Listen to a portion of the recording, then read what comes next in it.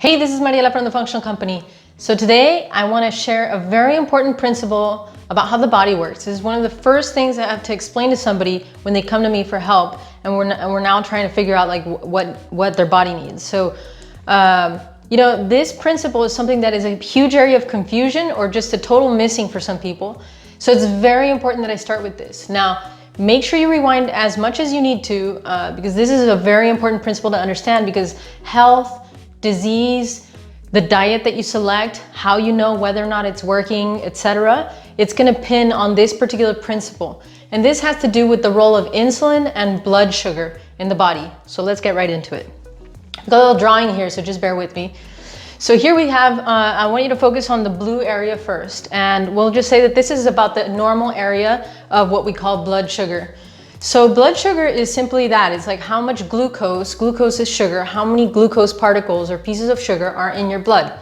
And basically when you eat, anytime you eat, you're gonna consume food, it's gonna go into your stomach, it's gonna break down, then go into your small intestine. It's gonna break down even further, and then it's gonna go through the walls of your intestine into your blood. And it's gonna go into your blood as glucose. Carbohydrates are the type of food that have the most amount of glucose and the thing that affects your blood sugar the most. So carbohydrates, when you consume these things, right, so it's gonna basically raise your blood sugar. This is a normal thing that happens in the body. Raises the blood sugar. And then once your blood sugar goes up, you have a gland that's called the pancreas. So what the pancreas does is it releases something called insulin. It's a hormone. So it releases this hormone called insulin, and insulin grabs the glucose from your blood, and then it gives it to the cells, and the cells produce energy with this glucose. This allows the blood sugar to go back down, again in a normal range, and then theoretically in between meals, you're just burning fat and your blood sugar is pretty stable.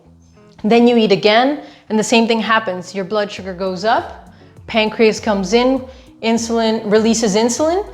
Insulin has to grab the glucose from your blood, give it to the cells, and the cells will use it to produce energy. So that's the way that your blood sugar comes down, and that's the way that sugar comes out of your blood. Basically, you can't have high levels of blood sugar for a long extended period of time because the blood gets like really slushy. If you have glucose in the blood, it doesn't flow properly. So it starts to clog up areas, and then you start to see it in the capillaries first. Capillaries are the smallest vessels that you have, and you'll see that in your eyes and your toes and extremities. This is where circulation starts to get blocked first, and this is happening because there's too much sugar in the blood. But right now, first thing I want to mention is that this is a normal occurrence. You eat food, goes in your stomach, small intestine, breaks down even further, goes into your blood, that raises your blood sugar, pancreas comes in, releases insulin, which is a hormone, then insulin will grab the glucose and feed it to the cell for energy. Normal process. But what happens is we've gotten this, in our society, we've gotten this policy, health policy, that we need to avoid fat at all costs, which is something I'll get into in a future episode, but it's very important to understand. We've been told that fat is really bad for us, that fat is gonna make us fat, we should avoid fat at all costs, it's gonna give us heart disease, etc. And as a result, we have zero fat, low fat diets, but when you bring fat down, something else comes up, and usually what happens is the carbohydrates come up. So when I say carbohydrates, I'm talking about things like rice, pasta, breads, cereals, sugary sodas, candy, donuts, cake, cookies, all of these desserts, tortillas, all these kinds of things. Those are all carbohydrates, right? Fruits, fruit juices. So what happens is we overconsume these because we're trying to be healthy based on the things we've learned in school or from wherever. And so we bring a low-fat diet into our life, and therefore we bring the carbohydrate count up. So usually people either have cereal in the morning, or they have like low-fat milk or orange juice or oatmeal with some kind of sugar added to it. So these kind of things for breakfast. And then for lunch, they'll usually have something like either a sandwich or sugary soda or pasta or something like that. Then at night, they'll have pasta, rice, tortillas, bread, etc., right? So the thing is that that's way too many carbohydrates based on what our body is used to or was designed to be consuming. So what happens is we end up over consuming carbohydrates, and so our blood sugar doesn't just go up a little the way it normally should, it goes way up, right?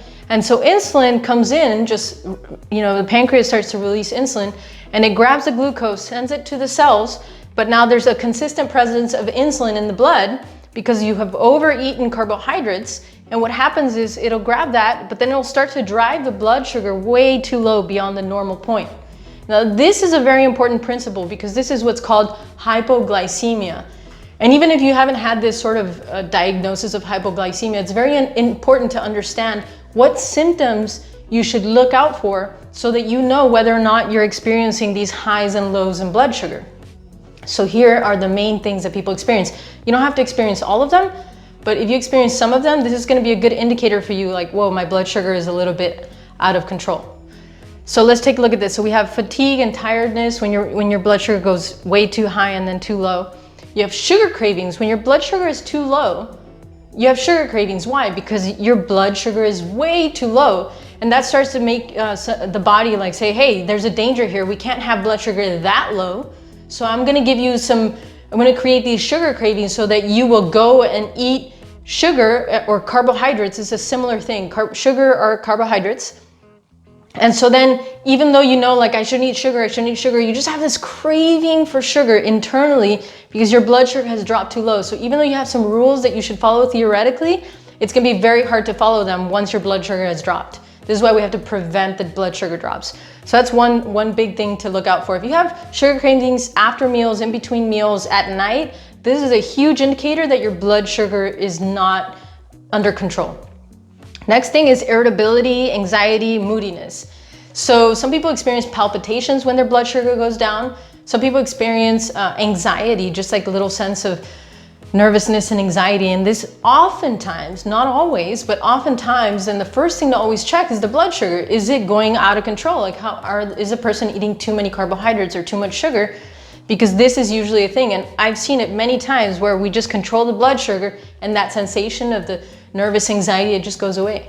If it doesn't go away, then you have to look for other things that could be going on with the body.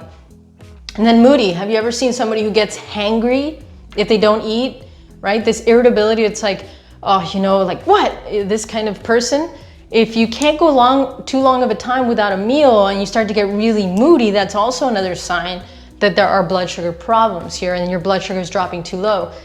All of this is usually coupled with the fact that you have these sugar or carb cravings, right? Then we have sometimes a lack of concentration that can happen, and I think I mentioned the palpitations. Sometimes the heart starts beating a little much. These are all indicators that your blood sugar is out of control.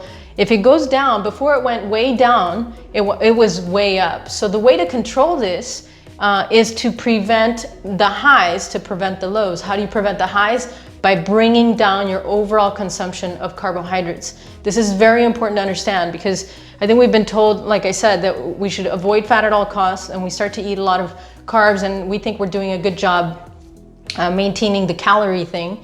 But I'll share with you in a future episode how the calorie thing fits in with this whole idea. But the main thing to understand is if you're having these symptoms, you really have to bring down the overall carbohydrate count. Now, there's a book that's called Life Without Bread. And in that book, they did several studies with humans where they said, okay, a body that is not broken down can sustain about 72 grams of carbohydrates a day. This might vary if you're doing a lot of exercise and depending on what your targets are. And we'll talk in the future about changing or tweaking these kinds of things.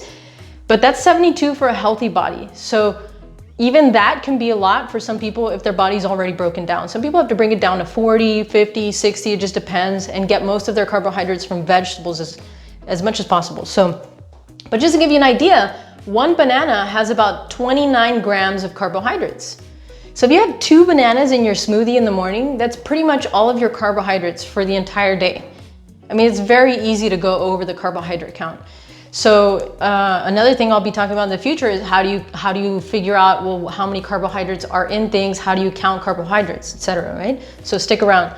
But right now what I want you to understand is this whole principle about blood sugar, because from here you'll understand, like, should I do this kind of diet? Should I do that kind of diet? You have to really pay attention. Whatever kind of diet you're doing, is it causing these things to happen? If it is, then you're probably not going in the right direction.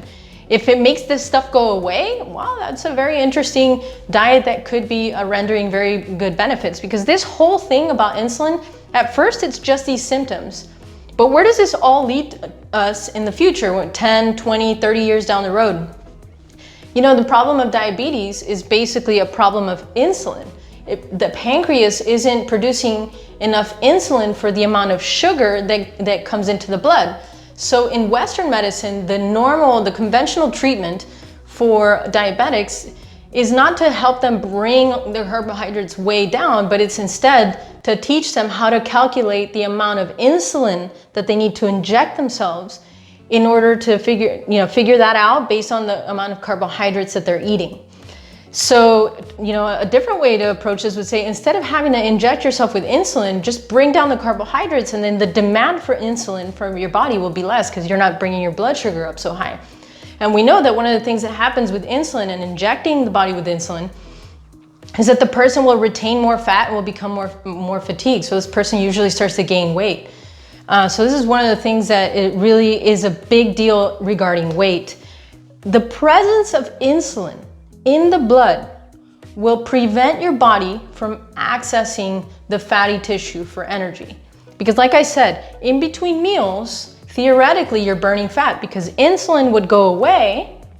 And as insulin goes away, your body should access fat for fuel in between meals. But if your body's not accessing fat and you're not able to lose weight, part of the deal is that you might have too much insulin present in your blood throughout the day. And the presence of insulin in your blood will block or prevent your body from accessing the fat to burn for energy. This is one of the things we want to do, is we want to really train the body and the cells to use fat for fuel so that we maintain an ideal weight and so that we don't have too much presence of insulin in our blood. Because the other thing that will happen is over time, so insulin's coming in, and it feeds the glucose to the cells, right? But we keep over consuming these carbohydrates all day long. So now insulin goes to the cell, brings glucose to the cell, and the cell goes, I'm good, I don't need any more.